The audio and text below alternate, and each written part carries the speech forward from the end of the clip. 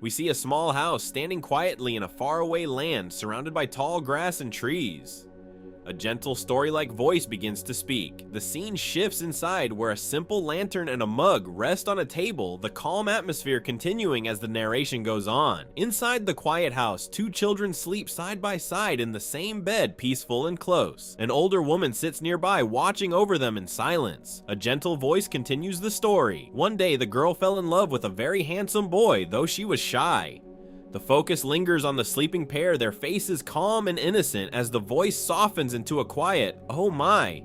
Her gentle promise lingers in the air, that she'll always be by their side. The scene shifts, revealing a framed photograph of her beside a candle, quiet, and still hinting that she's no longer there. Her soft smile fades into memory as her voice gently echoes, wishing the children good night. The scene settles on the framed photo, now clearly a memorial with flowers and familiar objects placed around it. The two children stand in front of it, hands pressed together in quiet prayer, their expressions subdued and heavy. After a moment, they open their eyes, and in a soft voice, they say they're heading out, gently addressing her as Granny. Morning comes, and Kaoru and Himari get ready to leave. As they step out, Kaoru checks if everything's packed and asks about her lunch. Himari answers simply, "Everything's set." They walk side by side until their uncle and auntie call out to them with a warm good morning. The two greet them politely, and when offered a ride to school, they continue on together, heading out on foot. Kaoru politely declines the offer, saying they'll take the bus, and the two continue walking side by side. Behind them, their uncle and auntie watch in silence, a bit concerned that the siblings don't rely on them more. As Kaoru and Himari walk away together, the narration quietly reveals that they used to live with their grandmother, but she passed away not long after they entered high school. On the bus, Kaoru stands quietly lost in thought when Himari calls his name. She looks down, hesitant, bringing up how their uncle and auntie once suggested they move in with them, and wonders if refusing them was really the right choice. But he says that their grandmother left them the house and her fortune, and that more than anything, he doesn't want to cause their uncle and auntie any trouble. Kaoru looks at Himari with concern, asking if she feels uneasy living with just the two of them. He reassures her that their uncle and auntie are close by, and that they'll be fine on their own. Himari gently shakes her head, a small smile forming as she says,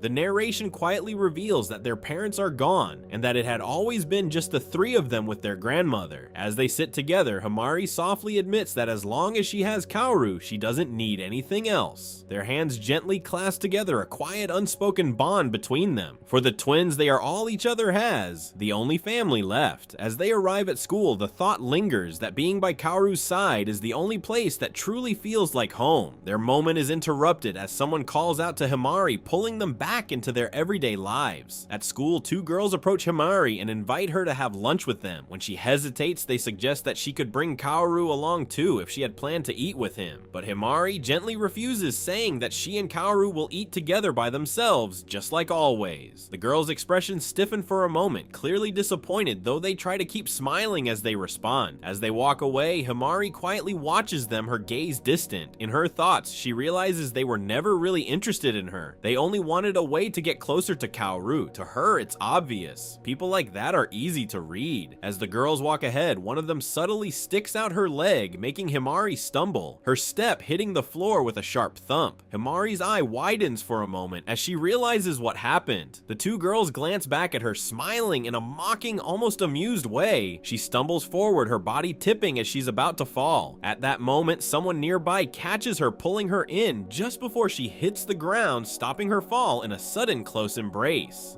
The two girls glance back, clearly annoyed, a quiet touch slipping out as things don't go as planned.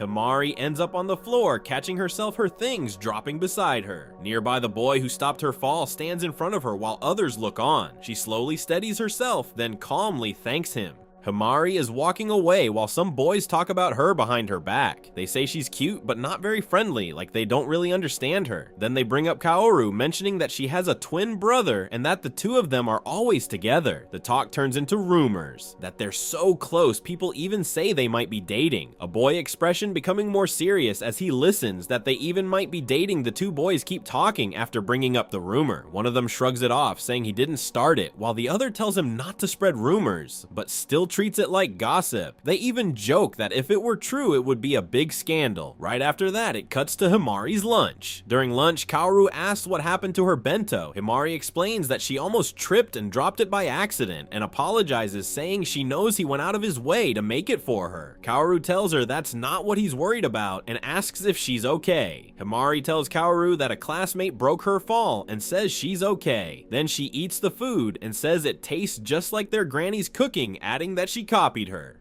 Kaoru reacts, starting to say, "Oh, that reminds me." After they eat, Kaoru offers to do Himari hair since he didn't have time in the morning. Himari agrees and he styles it for her, finishing with a simple, "They're all done." He checks if it's okay or if it hurts, and she reassures him that it's fine and thanks him. Same two girls approach and admire Himari's hairstyle, praising Kaoru by saying he's amazing. The girls then ask if he's the one who always does Himari's hair and excitedly ask him to do theirs too. As the girls ask him to do their hair too, Himari suddenly steps in and says he can't. The two girls are caught off guard and react with a confused, "Huh?"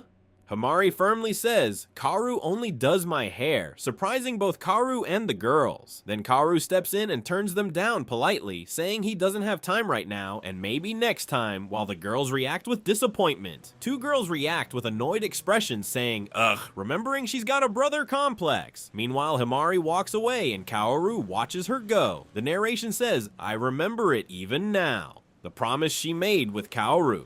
Kaoru takes Himari's hand and calls her name, saying, "I won't leave you." He asks her, "So don't leave me either." The scene shows them together in a lavender field. Himari sits alone in the classroom, thinking that Kaoru's committee meeting is running late and wondering if they're finished yet. She decides to go check on him. While walking down the hallway, she overhears two girls talking. They say, "Hey, did you see that?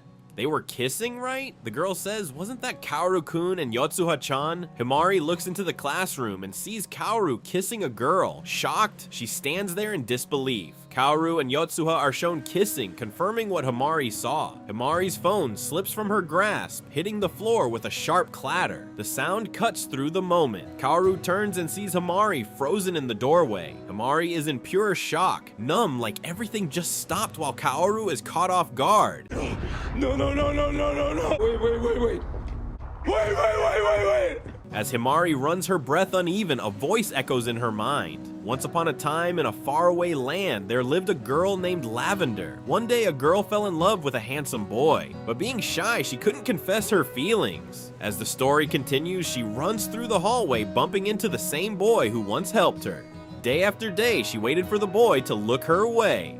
She rushes toward the classroom and trips, and eventually, she was replaced by another flower. As the story ends, we see Himari crying.